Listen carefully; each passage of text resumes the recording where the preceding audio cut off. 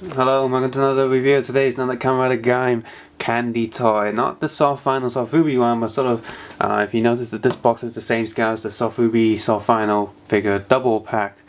And it's the same thing. So I mentioned this in previous videos that they've been doing this. So you got the arms change series, which is quite popular right now because it's a lot of fun. You know, you buy different figures with different armors, you can swap the armors around. It's a nice gimmick for fun. And they also released a smaller version, candy toy version. I reviewed a double rocket Force double rocket stays figure at this scale, and you know it also has all the different articulation and the different attachment gimmick thing going on. However, if a figure at this scale and this sort of price, it's like a really cheap version, and there's less detail. And yes, well, it does have the articulation. The articulation is like more obvious, you know, like the leg is giant cut there.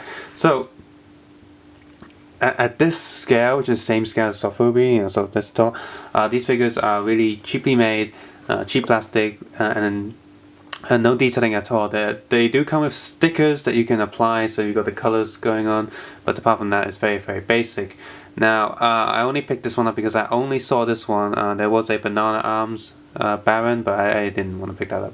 Another thing with this version is the helmets don't change, so while the arms change, the helmet still stays the same, so it's very inaccurate to the show I saw in the box such.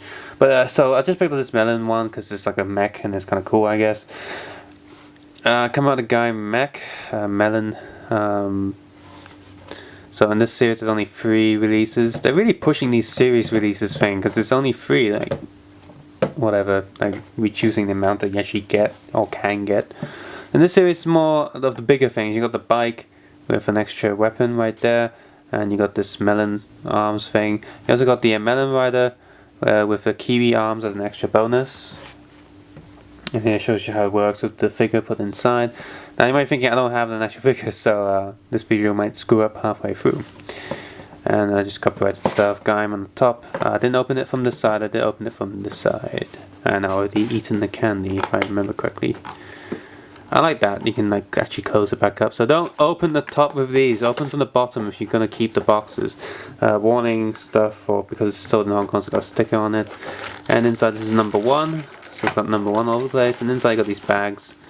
And the basic assembly instructions inside there, and like I said, it comes with a sticker sheet, which and another pair of instruction manual.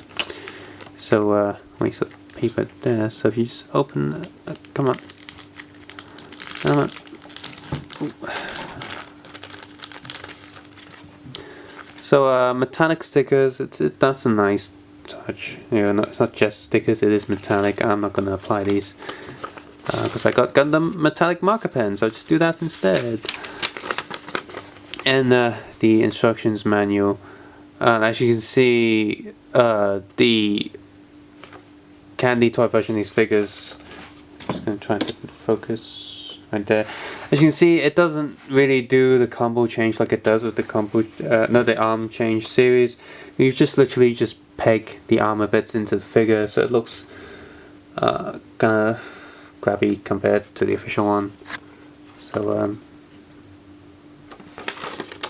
I really should have got a figure for this. Yeah. I'm thinking now. I'm thinking this thing can't do without an actual figure inside. But let's cross that road and let me actually come to it. So you got these 3 bags, all the parts. So yeah, I'll try to assemble this as much as I can without a figure inside, and you know, just show you guys how to do the jump cuts. So I like this kind of packaging a lot more than the usual ones because I can actually peel it open with my hands without needing scissors or anything. So this one's nice. Plus, it's so neat that you can actually reuse these bags for whatever purpose you want. So yeah. So this is it in the pre-arms form. And it is pretty solid in this form. It's a bit finicky when I was assembling it, but I note this is a bit missing. If you look at the box, the actual sword blade thing comes with the bike. So if you just buy one of these, you're not going to complete it, and that's just really pissing me off because that's cheap, man. That's cheap. That's terrible. Why couldn't that blade come in with this set? I mean, it's not like you buy many figures and each figure has one bit that completes this. No, you're buying this on its own, and it should be complete on its own. So on that alone, that's deducting points right there. That's terrible. It does come with this little support thing, so it doesn't work here because I mean he doesn't need it here. But when you sort of switch it into the arms version, then that's when you need this stand. It plugs into pretty much the butt. And also note that the entire head is there, so you do still get the effect of the armored head. You remove the head of the actual figure, and then you plug it into here. Note that the only paint on this is pretty much black on the green body. It is a shiny black, so that's cool, I guess. But the rest of it, you're gonna have to either paint it yourself or use these stickers. Don't know why they couldn't just paint the rest of the black bits. And they already painted black. Like they already put black paint on. Why they couldn't put it in the rest? And thank God they don't ask you to use stickers on the head because of all the irregular shapes. It's gonna be really hard to apply stickers and make it look neat.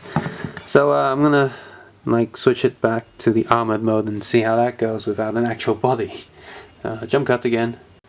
Well, this thing is impossible without an actual figure to go underneath it in the sort of arms form. So this video is gonna pause, and I'll film another video after I get a figure to go inside there. But I don't really want to get a figure. Why? Because A, I'm pissed off about the missing bit. B, it's a little annoying why they don't paint the rest of the black bits. And C, this is a toy that even without a figure I can tell already that without instructions manual you're stuffed.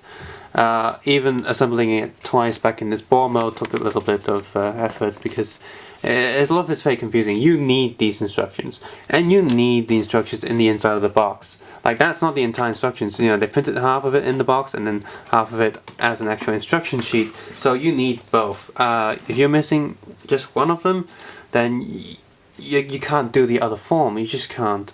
This stand is, I guess, useful. So it's nice to put it in there because it's really hard to stand these figures, these cheap plastic figures. But yeah, I just wouldn't recommend this kind of toy. If you like the combo, the arm change series, just get the big version. And I know it costs a lot more, but it's a waste. These are a waste of money.